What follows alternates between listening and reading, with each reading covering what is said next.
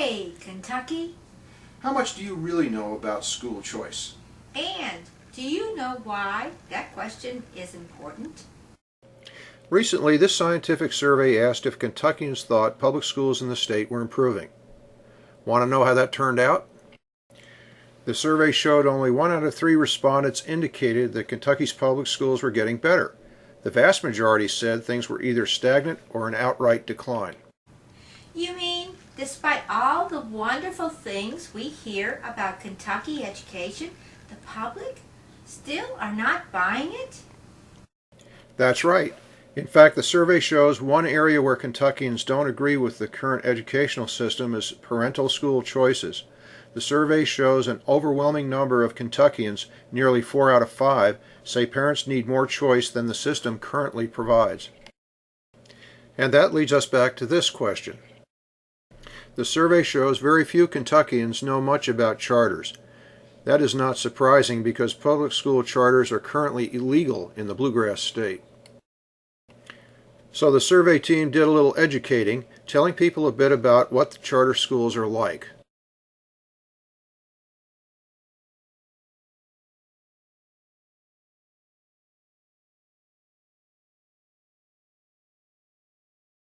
Then the survey team asked this question. Although most people had only heard the survey team's brief discussion about charters, a clear majority favored them for Kentucky. Only 24.1% said they did not want this school choice option. But I heard that those kids in charter schools do not score any better than those in the public schools. That's correct in older reports. Let me tell you about some exciting new findings. These findings are found in a new report from a RAND research team. RAND looked at how 8th grade charter school students perform once they attend high school. About half of these kids stayed in charter schools during high school, and the other half went on to a traditional public high school.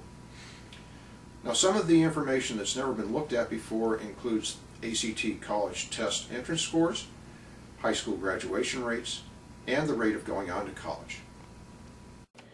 The findings in the report are rather remarkable. For example, the study showed that Chicago's traditional public high school graduation rate was 68%, while in the charter schools it was 75%. Likewise, only 38% of the traditional students went on to college, while the charter school graduates went on to higher education at a much higher 49% rate. This all becomes even more remarkable when you consider that the RAND report made a number of very conservative corrections for the actual charter performance, and those corrections made the differences from public schools smaller. For example, before corrections, the charter school advantage on the ACT was nearly double the reported figure. That is a notable difference on this test, which only has a maximum score of 36 points. By the way, the clear ACT score advantage for the charter school students is especially interesting. As mentioned earlier, those advantages for charter schools do not show up on state-administered tests. I wonder if this indicates that state tests, like Kentucky's CATS assessments, really do not do a good job of measuring what is important later in students' lives. I hope researchers look at that issue in the future. Does Kentucky have more poverty than Chicago? Most definitely not. Let's look at some of the RAND report's information about Chicago's student backgrounds.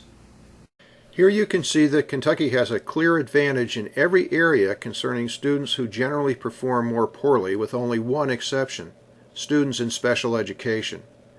Keep in mind that there are concerns Kentucky's schools over-identify special education students, so those students can get extra help while taking the CATS assessments. One wonders why our statewide identification rate is so high compared to inner-city Chicago. I have another question. I heard charter schools skim the cream of the crop from public schools. Does that make it easier for charter schools to look good? The answer is that was not the case in the Chicago study. Here is what the researchers found. In Chicago, at least, the charter demographics pretty much reflect the same makeup as the traditional public schools the children would otherwise attend. Wow, that is impressive. By the way, do you know how Kentuckians feel about charter schools once they learn more about them? Yes, I do. The Bluegrass Institute survey showed that once people get even a little information about charters, their opinion of these school choice alternatives starts to rise dramatically. I think the 35% who remained undecided after this survey will probably change to favor charters as well once these folks see the information in this little program and other encouraging information about charters that is starting to emerge from this still quite new education innovation. Okay, I have one last question. How many states have charter schools? And if Kentucky is such an education leader, how come the Bluegrass state is not among them? That's really two questions. First, 40 states have charter school laws.